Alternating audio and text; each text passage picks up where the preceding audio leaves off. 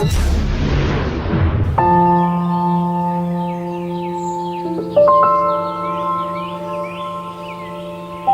बहुत समय पहले की बात है।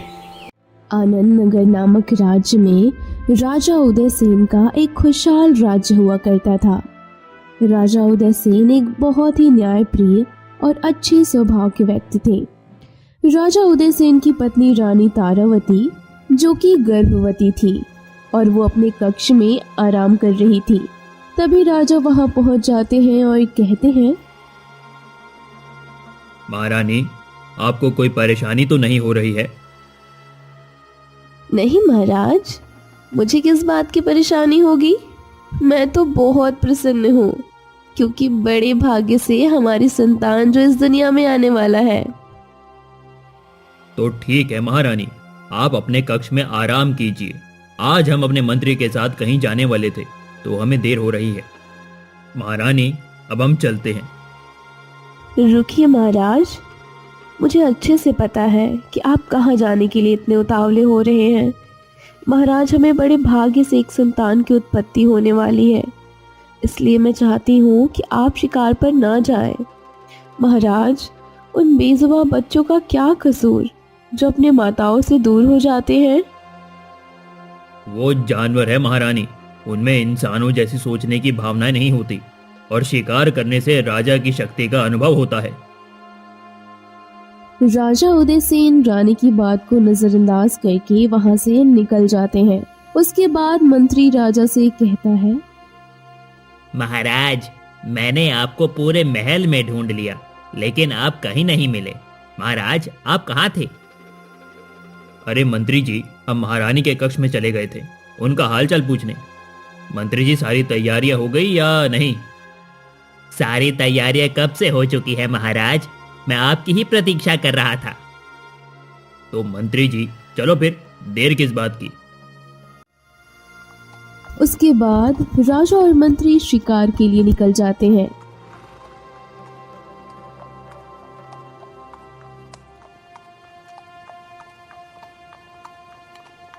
वो दोनों चलते चलते जंगल के काफी अंदर पहुंच जाते हैं, लेकिन उनको एक भी शिकार नहीं मिलता। अरे मंत्री जी, हम जंगल के इतने अंदर आ पहुंचे हैं लेकिन हमको अभी तक कोई शिकार दिखाई नहीं दिया। जरा एक बार देख के तो आइए कि शिकार है भी या नहीं। हाँ महाराज, हमको आज शिकार नहीं मिल रहा है और काफी देर भी हो चुकी है। महाराज, मैं तो कहता हूँ हमको महल की तरफ लौट जाना चाहिए। आप ठीक कहते हैं मंत्री जी, हमें अब और आगे नहीं जाना चाहिए। ठीक है, महल की तरफ ले चलो। राजा और मंत्री जैसे ही महल की तरफ मुड़ते हैं तो देखते हैं कि एक हिरन उनके सामने कुछ ही दूर पर खड़ा है।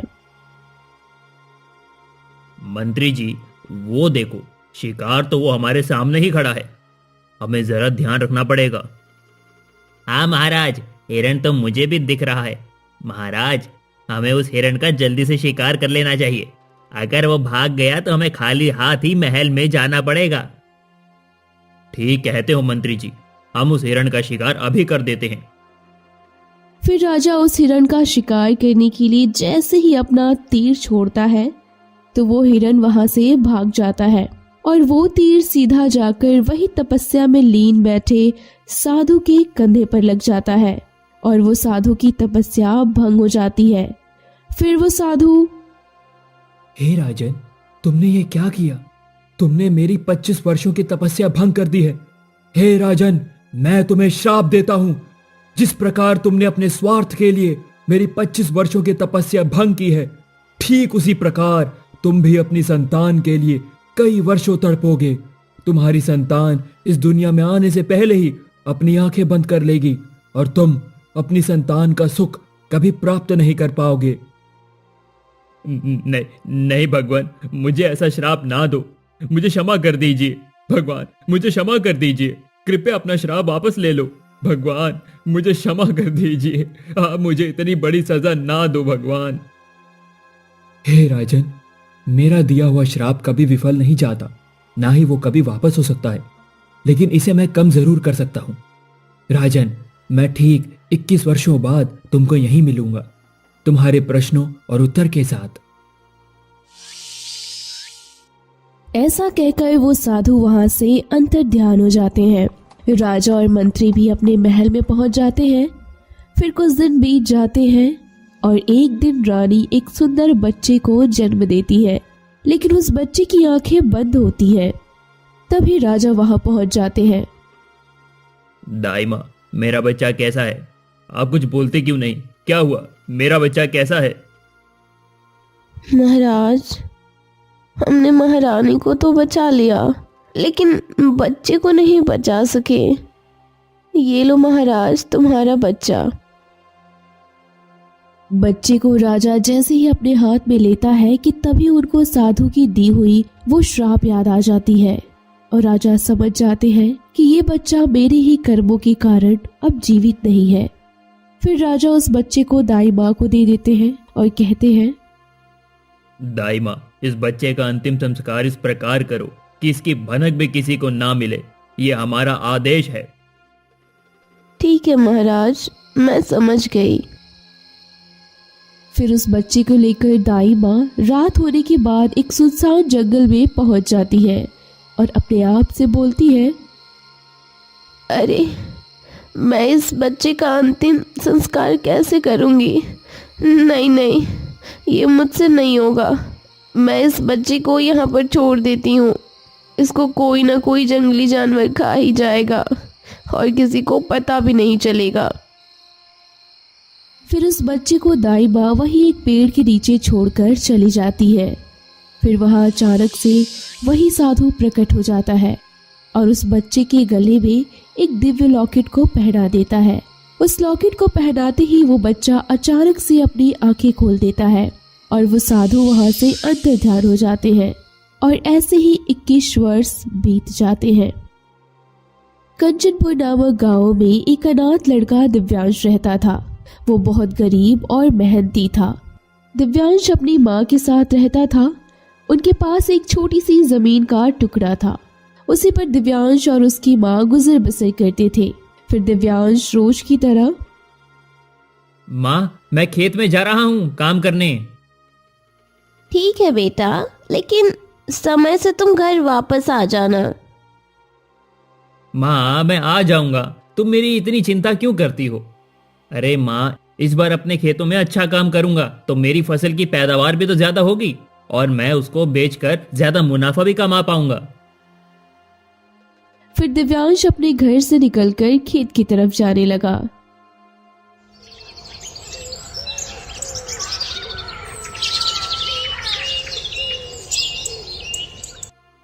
फिर दूसरे दिन गांव में खबर फैली कि राजा खुद अपनी रानी के साथ इस गांव का दौरा करने आ रहे हैं।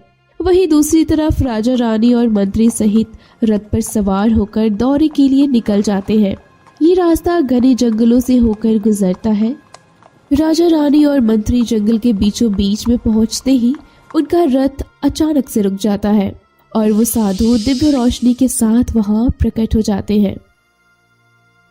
आओ राजन, मैंने तुमसे कहा था कि ठीक 21 वर्षों बाद मैं तुमको यहीं पर मिलूंगा।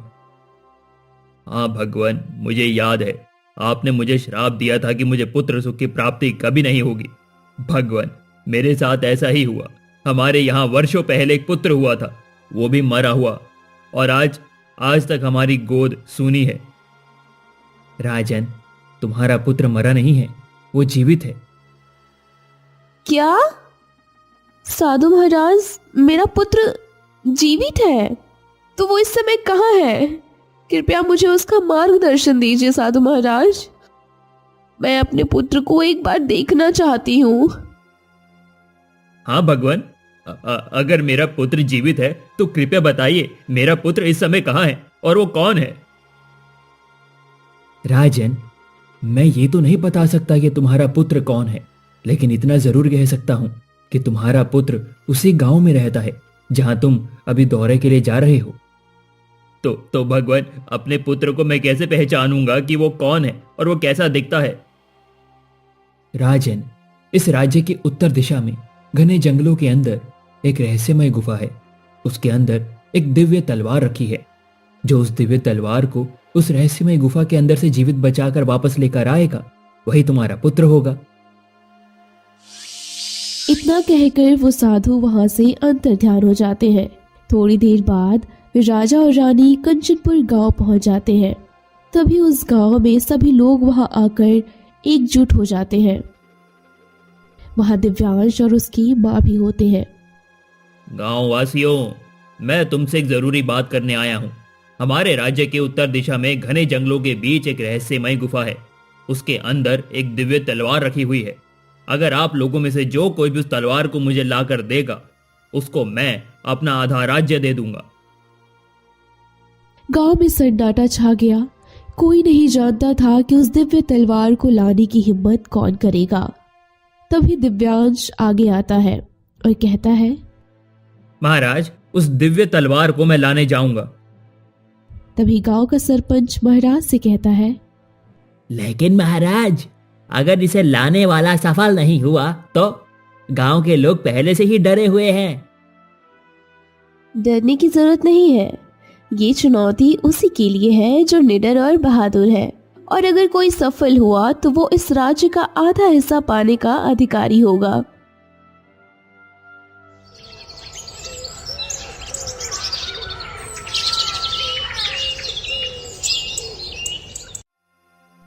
फिर दूसरे दिन दिव्यांश अपने रहस्यमय यात्रा के लिए तैयार हो जाता है।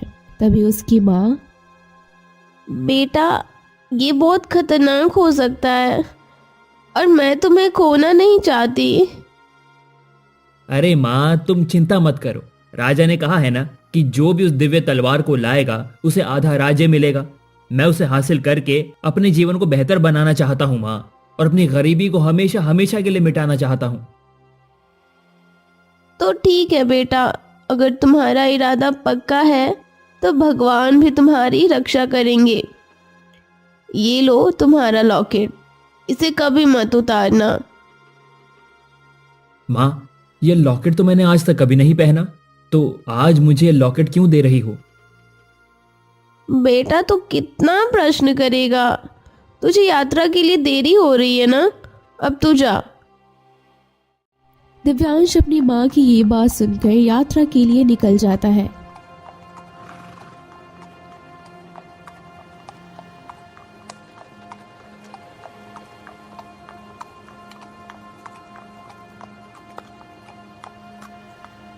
दिव्यांश चलते चलते कई जंगलों और कई नदियों पहाड़ को पार कर लेता है, लेकिन जैसे तैसे करके उसने एक रहस्यमय गुफा तक पहुंच गया। गुफा के रास्ते में अदृश्य भूतों ने उस पर हमला भी किया, लेकिन उसको कुछ भी नहीं हुआ और वो उस गुफा से एक आवाज आई, तुम यहाँ पर क्या कर रहे हो? ये जगह तुम्हारे लिए नहीं है। तुम यहाँ से चले जाओ, नहीं तो अपनी जान गंवा बैठोगे। यहाँ आज तक किसी इंसान ने कदम नहीं रखा है। मैं यहाँ एक नेक उद्देश्य के लिए आया हूँ। मैं अपनी जान की परवाह नहीं करता, और तुम मुझे ये दिव्य तलवार ले जाने से नहीं रोक सकते। ऐसा कहकर दिव्यांश जैसे ही आगे बढ़ता है तो अदृश्य शक्तियां उसके ऊपर हमला करने लगती हैं, लेकिन उसको कुछ नहीं होता क्योंकि उसके पास उसका दिव्य लॉकेट था और दिव्यांश उस तलवार तक पहुंच जाता है। फिर उस तलवार से एक आवाज निकलती है, दिव्यांश, तुम सच में एक निडर और सच्चे इंसान हो, इसीलिए तुम यहाँ तक पहुंच सके। दिव्यांश, तुम मुझे हासिल करके इतने ताकतवर हो जाओगे कि तुम्हारे सामने कोई टिक भी नहीं पाएगा। सारी बुरी शक्तियों का तुम खात्मा कर सकते हो बहुत ही आसानी से। लेकिन याद रखना दिव्यांश, तुम इस ताकत का इस्तेमाल केवल अच्छे कर्मों के लिए ही कर पाओगे। अगर तुमने इसका गलत इस्तेमाल किया तो ये वापस से फिर किसी गुफा में छुप जाएगी। फिर दिव्यांश वो तलवार लेकर अपने गांव वापस आ जाता है। राजा दिव्यांश की बहादुरी की खूब प्रशंसा करते हैं और समझ जाते हैं कि ये उन्हीं का पुत्र है, और अपने वादे के अनुसार, दिव्यांश, तुमने साबित कर दिया कि सच्चा साहस और नेक इरादा किसी भी ताकत को हरा सकता है। अब यह राज्य तुम्हारा है पुत्र। दिव्यांश, तुमने जो किया है वो कोई चमत्कार से कम नहीं पुत्र। अब ये राज्य तुम्हारा है। सच में दिव्यांश, तुमने हमारे गांव और राज्य का मान बढ़ाया है। यह राज्य मेरा नहीं, हम सबका है, और मैं इस दिव्य तलवार से मिली ताकत का इस्तेमाल केवल दूसरों की भलाई के लिए ही करूंगा। आज मैं ये घोषणा करता हूँ कि ये दिव्य तलवार प्राप्त करने वाला दिव्यांश मेरा ही पुत्र है। वो हमारे राज्य का उत्तराधिकारी है। राजा की ये बात सुनकर दिव्यांश चौंक जाता है और कहता है, ये आप क्या कह रहे हैं महाराज? मैं आपका पुत्र कैसे हो सकता हूं? दिव्यांश, आज से 21 वर्षों पहले जब मैं शिकार पर निकला था, तब मुझे एक साधु ने श्राप दिया था कि मेरी संतान मृत पैदा होगी। लेकिन मुझे बाद में पता लगा, साधु ने ही 21 साल बाद बताया कि मेरी संतान अभी जीवित है और जो भी वो ताकतवर तलवार हासिल कर लेगा वही मेरा पुत्र होगा। इसीलिए तुम मेरे ही पुत्र हो दिव्यांश। महाराज, ये सही है कि दिव्यांश ने अद्भुत साहस दिखाया, लेकिन क्या यह प्रमाणित है कि अगर वो इस राज्य का शासक बनने योग्य है? मंत्री जी, मैं जानता हूं कि आपके मन में प्रश्न है, लेकिन मैं वादा करता हूं, मैं केवल सत्य, न्याय और अपनी प्रजा की भलाई के लिए जिम्मेदारी निभाऊंगा। मेरी शक्ति का उपयोग केवल दूसरों की मदद के लिए ही होगा। और इस तरह दिव्यांश ने न केवल अपनी तकदीर बदली, बल्कि अपना खोया हुआ राजकुल को भी हासिल कर लिया। तो इस कहानी से हमें ये सीख मिलती है कि सच्चा साहस और नेक इरादा हर बाधा को पार कर सकता है।